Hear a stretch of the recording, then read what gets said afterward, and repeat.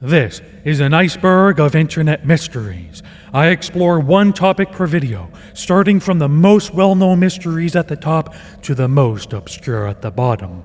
Let's begin. Down the iceberg we go to the Max Headroom incident. This was an incident that occurred in 1987 and best summarized as so.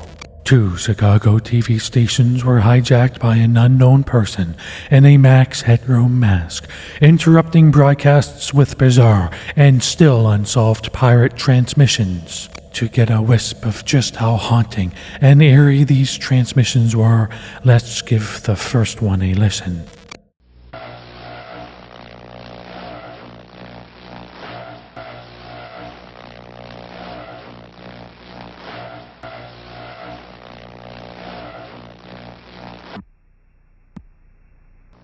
If you're wondering what happened.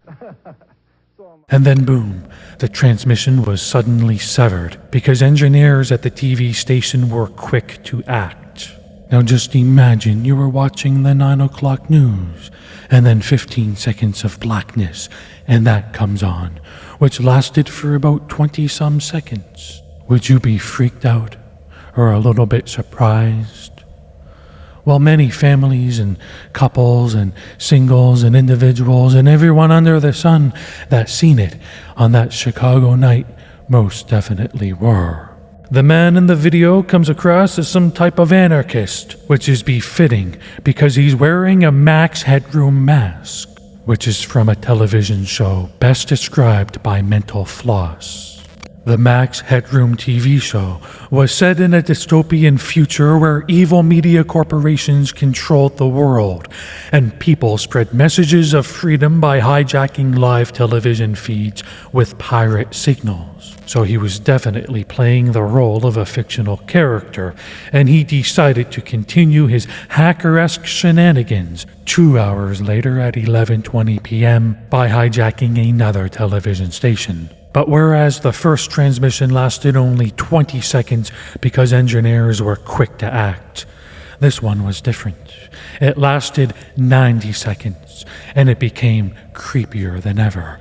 And this time it happened during a Doctor Who episode. And you know one thing, folks? People don't like getting interrupted when Doctor Who is doing his thing. But the hijacker didn't care. No, he was going in whether you liked it or not. With this video.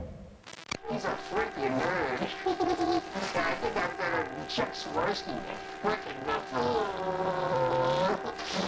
Oh, Jesus.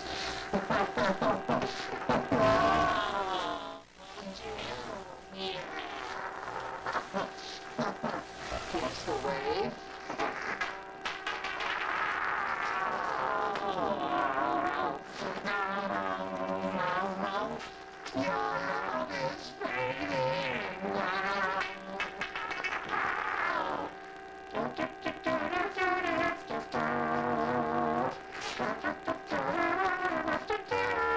CBX.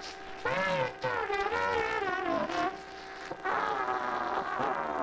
my files.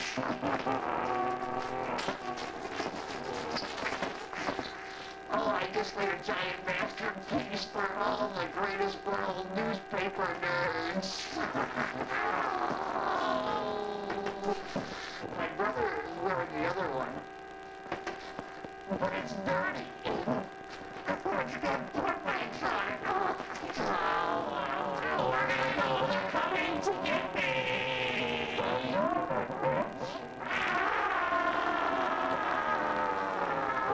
Oh, big lips.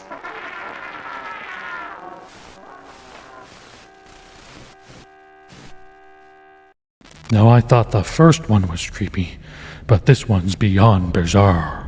And I have no clue what the heck he was talking about or what the heck was going on at the end.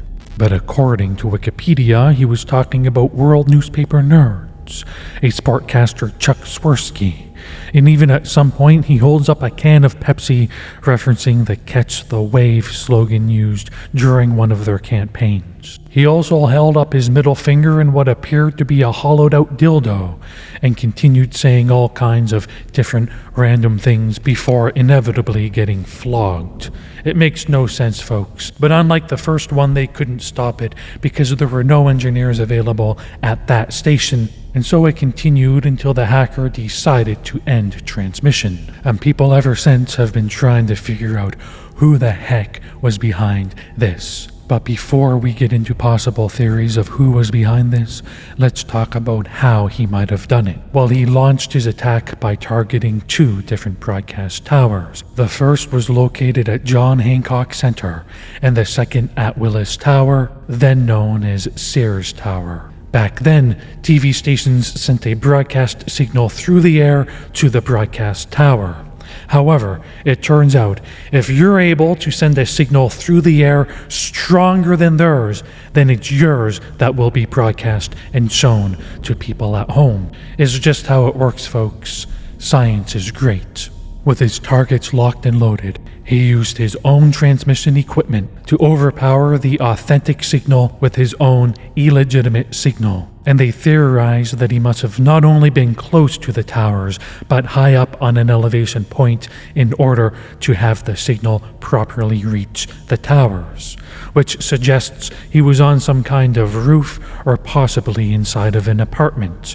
And even though we don't know the equipment used, it's theorized he could have done it with equipment costing $10,000 or less new, or significantly cheaper used, which may have involved a mid-sized TV transmitter. Furthermore, it's suggested he must have been somewhere between the 2 towers because they were only a couple miles apart. And if you were in the midway point between the 2 towers, then theoretically you could have targeted them both, and maybe that's what he did. But the attacks happened roughly 2 hours apart, so it's also feasible he could have physically traveled from one location and then went to the next. But here's the interesting thing. The statute of limitations is 5 years for this type of crime. So he could come out and say, hey, it was me, I did it, and he'd be in no trouble whatsoever. But he never came out and never said a dang thing. And this led to more speculations because why not? Well, some think that maybe whoever did this, well, it's speculated there's no way he's coming out to say he did it because he got his booty flogged by a girl on the video. It's embarrassing. And imagine if you had a job, especially in the tech or broadcast industry. Maybe you'd lose it, and you can't risk losing everything because of some shenanigans you did for a few laughs. So who did it? Well, 14 years ago, BPOAG thought he figured it out. He made a post on Reddit accusing a guy called J and K, of course, abbreviations, of being the ones behind it. But they were ultimately proven innocent. And we were back at square one. Some believe it was done by young freelancers from the network studio and that it was just a prank. There's also some theories that it was an inside job by a disgruntled employee or even carried out by members of Chicago's underground hacker community. And according to Love That Daddy, there's a decent chance that whoever it is dead by now. But we'll never know for sure. So, that's their thoughts. What are yours? In the next episode, we dive a little bit deeper into a video, but not a video like this, but in fact a video much, much more eerie.